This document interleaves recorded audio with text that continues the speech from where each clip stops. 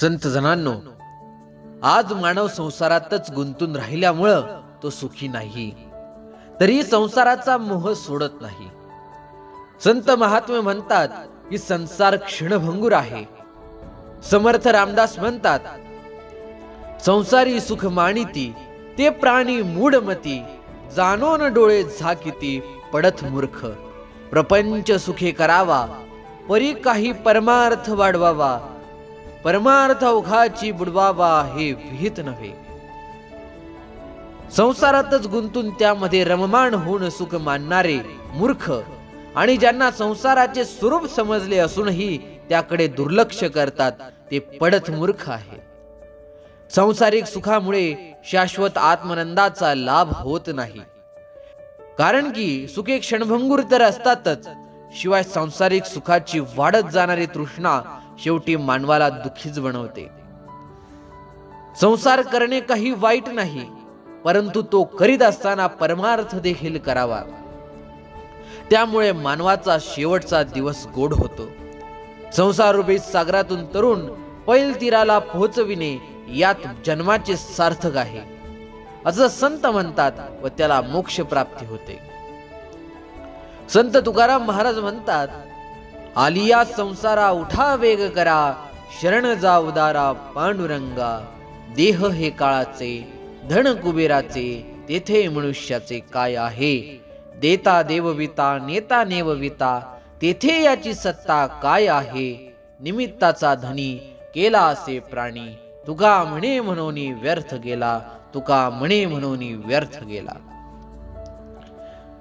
संसारात आलात तर त्वरित परमेश्वराची ओळख करून भक्ती मार्गाला लागा.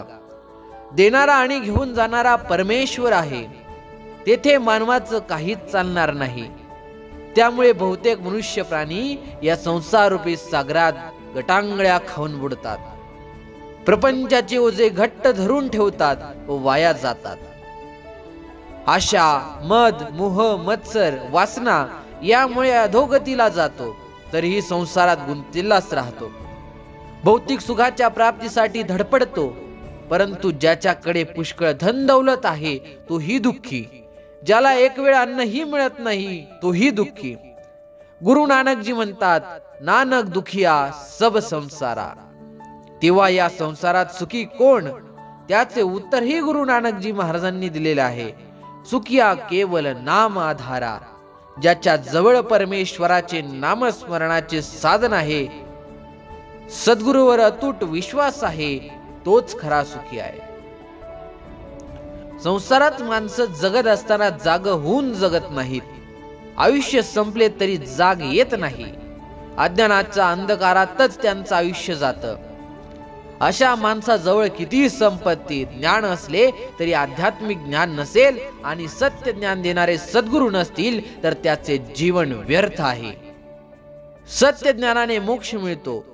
संसार क्षणभंगुर आहे हे कळल्यावरच माणूस वैराग्यशील बनतो.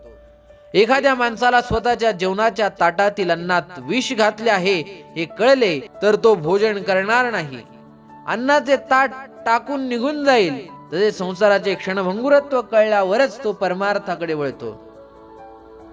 संसार माणसाला स्थिर, शाश्वत, अविनाशी का वाटतो तर ज्ञानेश्वर माऊली म्हणतात, पै भिंगोरी निधे पडली, ते गमे भूमीवरी जैसी जडली, ऐसा वेगातिशयी भुली हेतू होय. हे बहु आहे. सद्गुरु निरंकारी बाबा हरदेव सिंहजी महाराज व निरंकारी माता सुदीक्षा सविंदर हरदेवजी महाराज यासाठीच जगातील समस्त मानवाला चेतावणी देताना म्हणतात की हे भल्या माणसा, तू संपूर्ण आयुष्यात संसारातील कार्यात मग्न राहिलास. नाना प्रकारच्या संसारिक गोष्टींना महत्व देऊन कवटाळीस बसलास. धन संपत्ती जमा केलीस. स्वसज्जनांचा मोह सोडून सद्गुरूला शरण जाऊन आपल्या जीवनाचे सार्थक करावे.